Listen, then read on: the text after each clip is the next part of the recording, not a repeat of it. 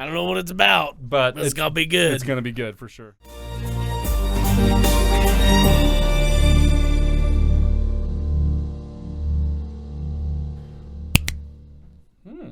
Yeah, not very often we get the old double snap going. Yeah. Double snap for your snap back. React 307. Matt, Chris, Ronnie. What's up? What's up? We've been in How here. you doing? We've been in here for a minute. Yeah. So it's time. It's time for Demun Jones Balloons and Beaches official music video. Wait. Oh yeah, let's get her turned around so we can see what's going on here. Got us a nice Demun Jones hat there. I do also have one. I got the camo one, but it's just out on the hat rack because camo and red just doesn't work together. So here we are. Hey, camo works with everything. I wanted the people to be able to see my head. I don't want to just come in here, and all of a sudden top my head. Hey, John Cena's out there living life. Okay. Top my head's chopped off. Everyone's like, Matt, what's wrong? What's wrong with it? Get it? It's a camo joke. All right. Anyways, it's a camel joke. Camo joke. Camouflage joke. Camouflage. We're trying to get the episode on the screen, Chris. Don't get us demonetized that fast. Holy crap, dude. Okay. Anyways, Demun Jones, Balloons and Beaches. We went and saw him at the Beacon. When you guys see this episode, it'd be like 3 weeks ago. Yeah. It was great. About a month ago. Yeah, it was great. We met Dusty Lee. Bucher ended up meeting Demun Jones after the show. It was a great show, man. And surprisingly enough, like people showed up. People turned out in Casper. I didn't know Demun and Dusty had a following all the way out here, but they do. I mean, I guess Demun Jones been coming to Casper for the last. Yeah, he came with Ryan Upchurch like 5 years ago and played at the Beacon, I guess. God, I wish I could have seen that show. Crazy, man. Right? Yeah, like right when he was starting to come up, and like figure out what he was doing and all that. Man, that would have been awesome. But would have been great. Hopefully he'll come back around and we'll get the opportunity to see him. Yeah. But anyways, until then, on the screen, Demun Jones, Balloons and Beaches. Yes. Like, comment, subscribe. You guys know what it is. You know what it is. It's Demun. We're about to see the hats. We're about to see the beards. The hats and the beards, bro. Let's get it. Let's get it.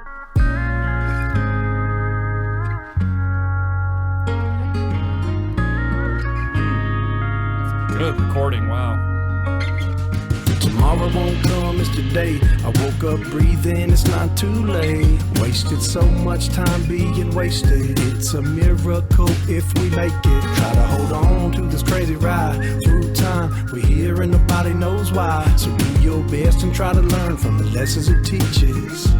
Life ain't all balloons and beaches. Tommy fell on hard times now and he don't work. He got injured back in 19, loading his truck. The doctor said take 2 as needed for pain, not knowing he had a predisposition for addiction. Friends started noticing, but he wouldn't listen. He needs a ride every Friday to get his prescription. Yeah, it was affecting his appearance, looking like a stranger to the ones he held nearest. It's like he was missing, but Tommy, he was hiding. Buddies reminiscing, they seen him walking when they riding. They said what a shame, we tried to help but wasn't able. A few days later, they seen his picture in the paper.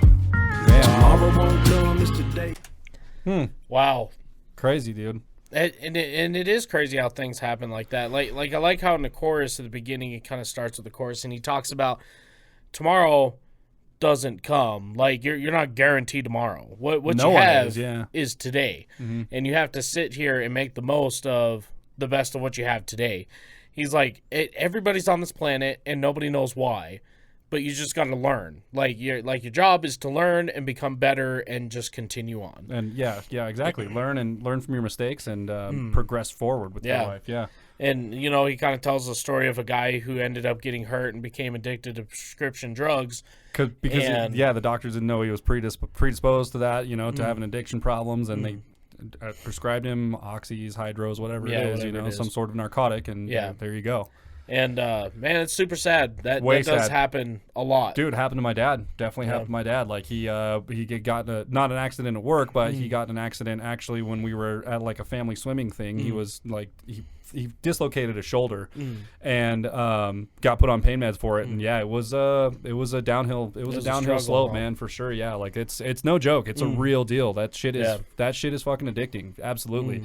And, like, I've had hydros before. I've had Oxycontins. I've sprained my ankles and, like, had, broken this and that, whatever, and been prescribed that. And it does. It makes you feel fucking great. You do. You feel awesome. And that's the scary part. That's the dangerous part about it. So it's crazy. I mean, luckily I've been blessed in my life that there's like those things. Like I hate taking them. Like, sure, they make I'm the my same pain way. go away and everything, but I'm like, I will be so glad when I'm done taking I'm the these. same Like, way, yeah. And it always seems But- like you get prescribed way more than you need, and that's a dangerous Oh, yeah, thing, I too. always Like, have leftover stuff, Dude, and and they with- sit in a and cabinet. And, with insurance, too, man, it's crazy. Like, they see that you have insurance, and they're like, oh, we can bill your insurance for it, and before you know it, you're sitting on like 100 pills, and it's like, what do I need these for? Right, Why do I need 100 fucking oxycodone for? Like, anyways... But yeah, so it's just a scary road, man. So this is a powerful message in this one for sure. That's wow, like crazy story. Yeah. And I can only assume it probably stems from a real place, you know. Oh, for sure. Guarantee he knows somebody that went through this. So I woke up breathing, it's not too late. Wasted so much time being wasted. It's a miracle if we make it. Try to hold on to this crazy ride through time. We're here and nobody knows why. So do your best and try to learn from the lessons it teaches. Life ain't all balloons and beaches. Jeannie graduated back in June, and she's got a smile that can light up the whole room. First week of college, she met a guy that hit it off, and a few weeks later, she decided to take it off. Now, hand in hand, joined at the hip all over campus. Fall break came, it's time to go and meet the parents. While she was home, Jeannie went in to get checked. You're perfectly healthy, young lady, but you're pregnant. She couldn't believe it, man, her heart had hit the floor. She was afraid he wouldn't want her anymore. Scared to tell her folks, but he made it all better. Squeeze her hand, so let's go and tell them together. Tomorrow won't come, it's today. I woke up breathing, it's not too late. Wasted so much time being wasted. It's a miracle if we make it. Try to hold on to this crazy ride through time. We're here and nobody knows why. So do your best and try to learn from the lessons it teaches. So Demun saying he, you know, woke up the next day or whatever, and he's still alive. You know, like it's not tomorrow, it's today.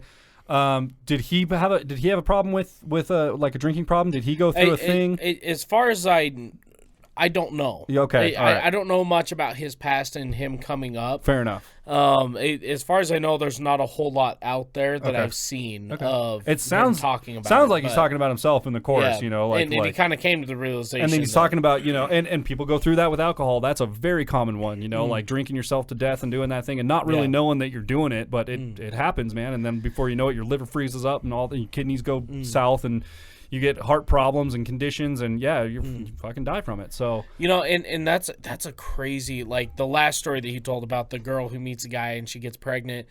Like, what a wild concept, at least to me. I mean, maybe there's plenty of girls out there where you would think the same thing, but she gets pregnant and she's like, oh my God, he's going to break up with me. Like, you know, he's not going to love me anymore because of this. And, you know... Hot topic coming in, everybody. Like, buckle up. And instead, he was actually cool. He's like, no, let's go tell our parents together. That's like, good. That's good. That's cool. The problem that exists with that is a rarity. Like, that is... You don't see that. Like, around here it is. For sure. Yeah, and I don't know, maybe it's different where you guys live, but my experience is that's a rarity. Like, usually, I mean... Usually they're at a clinic somewhere. They're the I don't know, the dating scene here and the relationship scene in Casper and surrounding is just it's riddled in meth and heroin. Like it's sad. It's weird. Yeah, it's a weird place. It's a beautiful place. Don't get me wrong. It's got plenty of beauty. Yeah, the state is great. And there are plenty of people here that are normal and perfect, and you know, like they're perfectly fine, nothing, no problems, anything like that.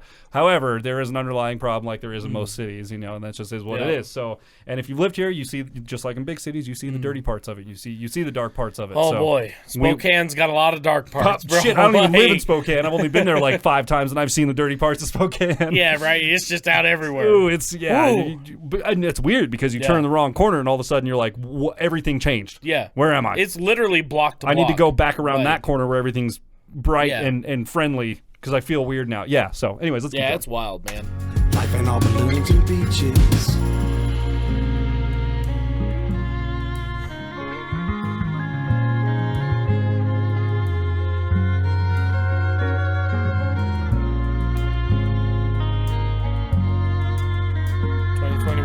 $100,000 overdose deaths. 430,000. Oh, 43,000. Oh, 43 million? Wow. Global abortions. That is a lot, man. That's a lot. Wow. 100,000 overdose deaths in the U.S. just in the USA. Yeah. So that number is definitely different as well. That number is, and just in the USA, that's pretty staggering. However, I mean the scale goes all over. The statistics for drugs and things are kind of crazy, man. Like I know there was a documentary that came out. I don't even remember how long ago. It's called I think it's called The Union, and it talks about cigarettes in there. It talks about tobacco use, and that came out. I think it was like 2009 or 10 or something like that. And the statistic then was that cigarettes and tobacco kills 400,000 people a year, and it's like so that number I know has grown since then as well. And it's just like all these numbers that come out, man. 100,000 people die a year from overdoses in the USA alone. You know? 400,000 people a year in the USA are dying from cigarettes and cancer related to cigarettes, things like that. 43 million abortions. Like the numbers are on these super upsetting, like unsettling topics. The numbers are staggering, and it is, and obviously that's part of the reason why he's making videos like this is to bring awareness to those kind of things. Life so ain't it's working. all beaches and balloons. It's like, really it's straight up like that is fact, man. And so when you get the opportunity in life to go to the beach and have balloons. Take them. Yeah. Go to the beach. Have some balloons. Yeah. Because it's not all beaches and balloons. Yeah. So if those opportunities present themselves, take them. You know. I heard somebody say, and I wish I could remember who it was, but they said 70% of your life is typically for most people is tough times, right? And whether that be a minor inconvenience, and the other 30% of your life you spend sleeping. So like, what do you do? No, whether that be like my car's broke down, or I just wish I had more money, or like depression, or this thing. There's things that happen every day that feel like an inconvenience, and it's very easy to get drowned in those things. Yeah, right? For sure. But that other 30% is typically so good that those are the things you hold on to, and those are the things that you should focus on. And even though it is a small percentage, if you focus on those small things, that small percentage becomes bigger, right? Because, fair enough. Because there's a lot of people who look at, Steve Harvey was talking about when he has put in like over 200 or like 2,000 show recommendations or something. I think it was 500 or something like that. Yeah, he put in I can't remember. It was a ton of them. Like 500 show ideas, and they picked 7. Just ideas, right? I think it picked 3, 4, something like that. It wasn't very many. Yeah, it wasn't a bunch. It wasn't very many. Whatever it was the difference was staggering. Yeah, it's that cast a big net to catch a lot of fish kind of thing, right? So he's like, but those 4 or 5, whatever they picked. He goes, I failed a lot of times. I failed. He goes, but those ones that I succeeded on has changed my life. I failed way more times than I succeeded, is what he's saying. Like I failed 1,000 more times than I succeeded. But the times that I did succeed, like you said, they were huge. Lifted me up to a point where it changed my life and opened new doors for me to where I could continue to succeed and do those things. So I opportunities, mean, anybody out there struggling with addiction, day 1 is the hardest day. And every day after that is one day easier. And I know it doesn't feel like it, but when you're sitting there 10 years down the road and you look back, you go, wow. And let me tell you, one day easier, yes, it is one day easier. However, day 5 is going to suck ass, okay? Day 5 is going to suck. Day 6, day 7, they're going to suck. When you're a week in, it's going to suck. When you're 2 weeks in, it's going to suck still. But you get to look back and go, I'm 2 weeks sober. Like, haven't done anything for 2 weeks. Yeah. That's a pretty damn good time. When was the last time I was 2 weeks sober? And then you can start reflecting on those things and making yourself feel better about what you're doing. So, yes, it does suck. It's a long road ahead, but everyone's going to be proud of you for doing it. And this is just to anybody. This is general information for anybody. And this is the thing. You don't have to do it for other people. Do it for you. True, yeah. Like, I think a lot of people give up on their life so young. Like we were talking about how many 20-year-olds in this town have just given up and they're going to work that one job till the day that they die. It's like every place I go in this town, you see one of them behind the counter somewhere. It's like, man, today's the day. Get up and do something. Yeah. Like, do something for you. And look, I realize your retail job sucks. I know that. Yeah. It's not fun. I get that. But life is what you make of it. So that's the part of your day that sucks. So what you get to do is recoup the part of your day afterwards and go do the thing that you want to do. And you got to make money. And sometimes making money sucks. It's just how it goes, man. We still do it every single day. We do 40 hours a week minimum every week. So must be fucking nice. I said minimum. Said minimum. All you warehouse guys are the same. No. Corporate. I'm not allowed to. It's funny. My brother is a salesman over at Peterbilt. Yeah. And it's so funny. He'll go, hey, man, do you think you can, like, help me bring in the groceries? I'm like, oh, you're a salesman now. All of a sudden, it's like, the bags are too hard. Like, Can't carry them anymore. Yeah, it's just funny to me. I like to pick on him for that. But for sure. Today's the day. Change your life. Do something better for yourself. And it's going to be scary, and you're going to think, wow, that's impossible. But it's not. It's not. Here's as impossible as it sounds. It's always going to be impossible if you don't do anything. True. If you don't take action, you're absolutely right. It's impossible. Yeah, if you just sit there and say it's impossible, you're damn right. It's absolutely impossible. But if you stop saying that and start making baby steps. Get up and try 500 times. It might work out twice. In a year, you might have 20,000 subscribers on YouTube. Who knows? Yeah. Mm-hmm. Yeah. What's up, everybody? Well, if you guys like this episode as much as we did, be sure to leave a thumbs up, smash that subscribe button, click the bell, become part of the notification gang. And I give this 5 out of 5. Oh, yeah.